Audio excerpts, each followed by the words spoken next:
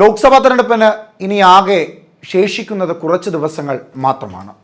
ശക്തമായ പോരാട്ടത്തിന് കളം തയ്യാറാക്കിക്കൊണ്ടിരിക്കുകയാണ് NDAയും ഇന്ത്യ സഖ്യവും. 543 സീറ്റുകളിലായി മത്സരിക്കുമ്പോൾ കേവല ഭൂരിപക്ഷമായി വേണ്ടത് 271 സീറ്റിന് മുകളിലാണ്. എന്നിരുന്നാലും ഉത്തർപ്രദേശിൽ ആര് ഏറ്റവും കൂടുതൽ സീറ്റുകൾ കരസ്ഥമാക്കുന്നു എന്നുള്ളത് ഈ രാജ്യം ഭരിക്കുവാൻ അവരെ ശക്തരാക്കുന്നതിൽ ഏറ്റവും പ്രധാനപ്പെട്ട ഒരു ഘടകമാണ്. ഉത്തർപ്രദേശിൽ ആകെയുള്ളത് 80 സീറ്റുകളാണ്.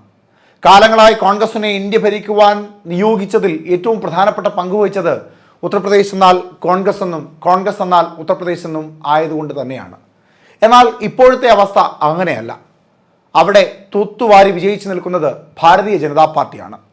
ഇക്കുറി എങ്ങനെയാണ് ഉത്തർപ്രദേശ് അനുകൂലമായ ഒരു ശബ്ദം BJPക്ക് വേണ്ടി മുഴക്കുമോ ഇല്ല ഇന്ത്യ സഖ്യത്തിന് കൈകൊടുക്കുമോ എന്ന് അറിയേണ്ടതായുണ്ട്. 7 ഘട്ടങ്ങളിലായി നടക്കുന്ന ലോക്സഭാ തെരഞ്ഞെടുപ്പിൽ 7 ഘട്ടവും ഉത്തർപ്രദേശിൽ തെരഞ്ഞെടുപ്പ് നടക്കും.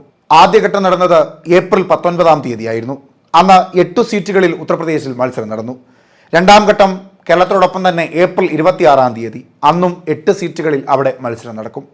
മൂന്നാം ഘട്ടം മെയ് 7-നാണ്. 2 സീറ്റുകൾ കൂടി അധികമായി 10 സീറ്റുകളിലാണ് മൂന്നാം ഘട്ടത്തിൽ ഉത്തർപ്രദേശിൽ മത്സരം നടക്കുന്നത്. നാലാം ഘട്ടം മെയ് 13-ാം തീയതി 13 സീറ്റ് എന്ന തരത്തിലേക്ക് അത് വർദ്ധിക്കും. അഞ്ചാം ഘട്ടത്തിൽ മെയ് 20-ാം തീയതി 14 സീറ്റിലേക്ക് വർദ്ധിക്കും. ആറാം ഘട്ടം മെയ് 25-ാം തീയതി അതേ 14 സീറ്റുകൾ. ഏഴാം ഘട്ടം ജൂൺ 1-ാം തീയതി 13 സീറ്റുകൾ. അങ്ങനെ ആകെ മൊത്തം 80 സീറ്റുകളിലായി മത്സരം നടക്കുമ്പോൾ 7 ഘട്ടങ്ങളിലും ഉത്തർപ്രദേശിൽ മത്സരം നടക്കുമെന്ന് തന്നെ പറയാം. ചരിത്രം പരിശോധിക്കുമ്പോൾ ഉത്തർപ്രദേശിന്റെ ഏറ്റവും ശക്തമായ പാർട്ടിയായി നിലനിന്നിരുന്നത് കോൺഗ്രസ് ആയിരുന്നു. കോൺഗ്രസും സമാജ്വാദി പാർട്ടിയും BSPയും ഒക്കെ അങ്ങനെ ഭരിച്ച് തല ഉയർത്തി നിന്ന ഉത്തർപ്രദേശിൽ പിന്നെ സംഭവിച്ചത് കൺകെട്ട് വിദ്യ പോലെ ഒരു തിരിച്ചടിയായിരുന്നു.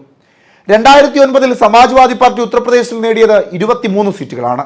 കോൺഗ്രസ് 21 സീറ്റുകൾ, BSP 20 സീറ്റുകൾ, BJP ആകട്ടെ 10 എന്ന ചെറിയ സംഖ്യയിൽ ഒതുങ്ങി നിൽക്കുന്നു. RLD 5 സീറ്റുകളിൽ. അതായത് കോൺഗ്രസും സമാജ്വാദി പാർട്ടിയും BSPയും എല്ലാം തമ്മിൽ 1-2 സീറ്റുകളുടെ മാത്രം വ്യത്യാസം. BJP ആകട്ടെ 10 എന്ന ഒരു പടുകൂറ്റൻ സംഖ്യയിലേക്ക് താന്നുപോയിരിക്കുന്നു. RLD 5 സീറ്റുകളിൽ നിലനിൽക്കുന്നു. അത് പക്ഷേ 2014 ആയപ്പോഴേക്കും വലിയ മാറ്റമാണ് ഉത്തർപ്രദേശിൽ ഉണ്ടായത്. കോൺഗ്രസിന്റെ കൈവെള്ളയിലിരുന്ന ഉത്തർപ്രദേശ്, സമാജ്വാദി പാർട്ടിയുടെ കൈവെള്ളയിലിരുന്ന ഉത്തർപ്രദേശ്, BSPയുടെ ശക്തി കേന്ദ്രമായിരുന്ന ഉത്തർപ്രദേശ് പിന്നീട് BJPയുടെ കോട്ടയായി മാറുന്നു.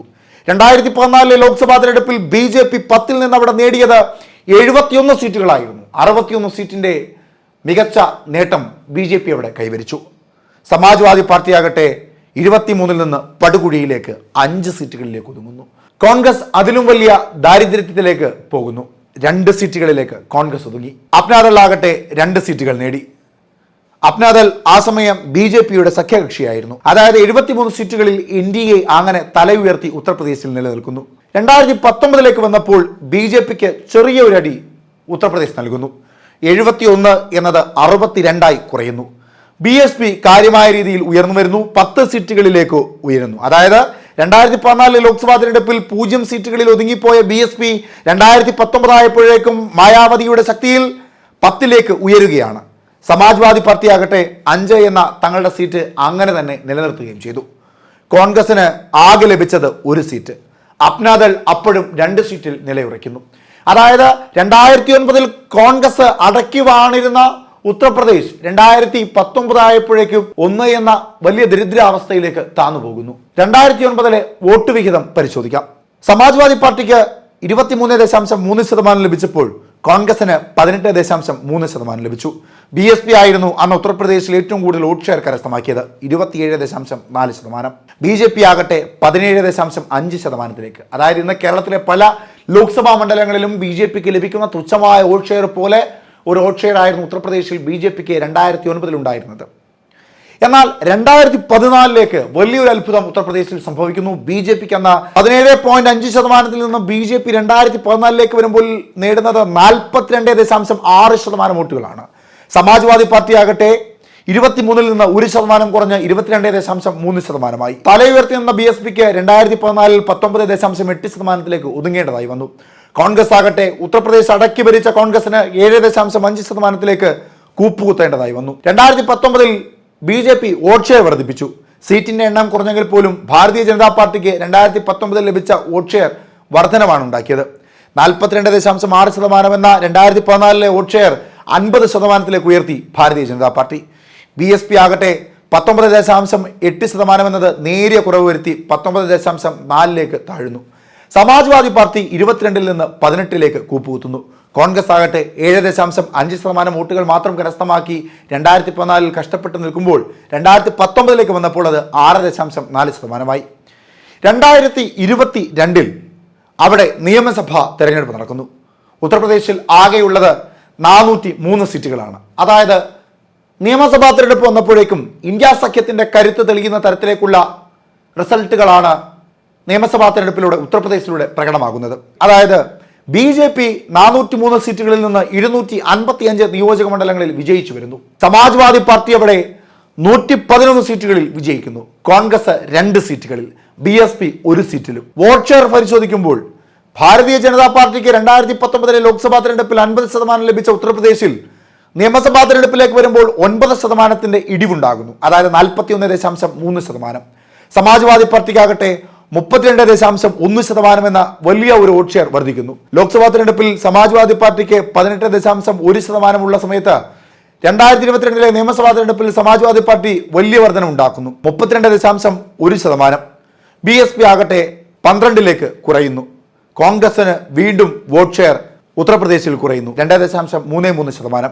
അതായത് ഓരോ തെരഞ്ഞെടുപ്പ് വരുന്തോറും കോൺഗ്രസിന് ഉത്തർപ്രദേശിലുള്ള ബലം ക്ഷയിക്കുക തന്നെയാണ് ചെയ്യുന്നത്.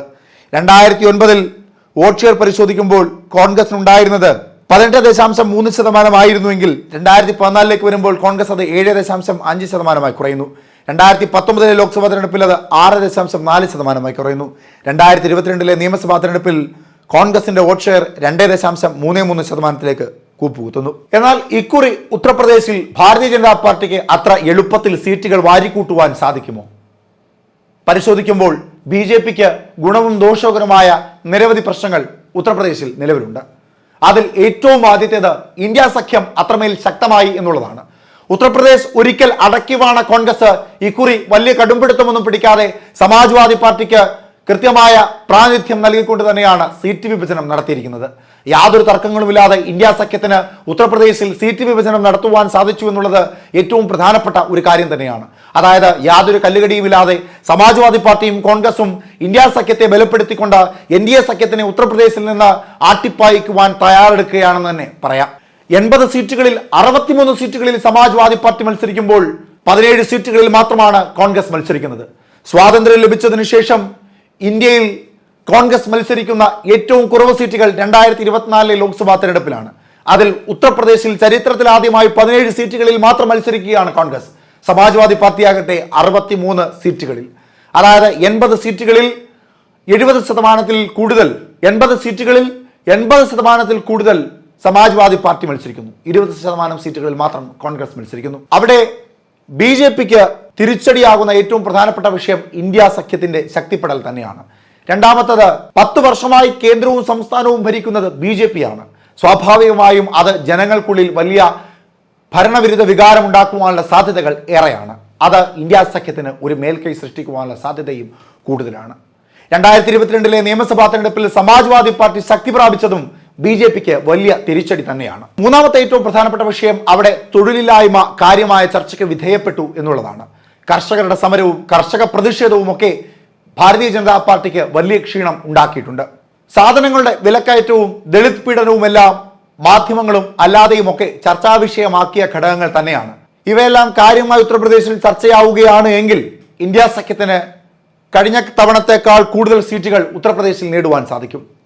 ഉത്തർപ്രദേശിൽ കഴിയുന്നത്ര സീറ്റുകൾ വാരിക്കൂട്ടിയാൽ തെക്കേ ഇന്ത്യയിൽ നിന്ന് കൂടുതൽ സീറ്റുകൾ ഇന്ത്യ സഖ്യത്തിന് ലഭിക്കുമ്പോൾ കാര്യമായ രീതിയിലുള്ള ഒരു വളർച്ച ഇന്ത്യ സഖ്യത്തിന് ഇന്ത്യ ഒട്ടാകെ ഉണ്ടാക്കുവാൻ സാധിക്കും എന്ന് തന്നെ പറയാം. പിന്നീട് ഉത്തർപ്രദേശിന്റെ മറ്റൊരു പ്രധാനപ്പെട്ട ഘടകം BSP ആണ്. ഇന്ത്യ സഖ്യത്തിനോടോ NDAയോടോ ചേരാതെ ഒറ്റയ്ക്ക് മത്സരിക്കുന്ന BSPയിൽ മായാവതിക്ക് പഴയ കാലത്തെ അത്ര വലിയൊരു പ്രൗഢി ഇല്ല എന്ന് തന്നെ പറയാം. എന്നിരുന്നാലും കാര്യമായ ചലനങ്ങൾ സൃഷ്ടിക്കുവാൻ കഴിയുന്ന ശക്തി കേന്ദ്രം തന്നെയാണ് BSP. മൗനം പാലിച്ചത് മായാവതി മാത്രമാണ്. മൗനത്തിലല്ല, പക്ഷെ പാർട്ടിയുടെ പ്രവർത്തനങ്ങൾ. ആ പ്രവർത്തനങ്ങൾ ആർക്ക് അനുകൂലമാകും ആർക്ക് പ്രതികൂലമാകും എന്നത് വളരെ പ്രധാനപ്പെട്ട ഒരു വിഷയം തന്നെയാണ്. ടൈംസ് നൗ അടക്കമുള്ള ദേശീയ മാധ്യമങ്ങൾ പ്രീപോൾ സർവേയിൽ NDAയ്ക്ക് വൻ മുന്നേറ്റം ഉണ്ടാക്കും എന്ന് പറയുമ്പോഴും ശ്രീരാമക്ഷേത്ര നിർമ്മാണമൊക്കെ NDAയ്ക്ക് കരുത്ത് നൽകുമെന്ന് പറയുമ്പോഴും കാര്യമായ രീതിയിൽ ശ്രീരാമക്ഷേത്ര നിർമ്മാണവും ഒന്നും ചർച്ചയായിട്ടില്ല എന്ന് കരുതേണ്ടതായുണ്ട്. ഇന്ത്യ സഖ്യത്തിൻ്റെ പ്രതീക്ഷയും അതുതന്നെയാണ്. കാര്യമായ രീതിയിൽ ഇന്ത്യ സഖ്യത്തെ ശക്തിപ്പെടുത്തിക്കൊണ്ട് ഉത്തർപ്രദേശിൽ കഴിയുന്നത്ര സീറ്റുകൾ നേടുക എന്നത് ഏറ്റവും പ്രധാനപ്പെട്ട ലക്ഷ്യം തന്നെയാണ്. ഇക്കുറി ഇന്ത്യ സഖ്യത്തിന് എത്ര സീറ്റുകൾ ഉത്തർപ്രദേശിൽ നേടുവാൻ സാധിക്കും? എത്ര സീറ്റുകൾ NDA കരസ്ഥമാക്കും? 80 സീറ്റുകളിൽ ആരൊക്കെ എത്രയൊക്കെ സീറ്റുകൾ നേടും? നിങ്ങളുടെ അഭിപ്രായങ്ങൾ കമൻറ്റ് ബോക്സിൽ രേഖപ്പെടുത്തുക.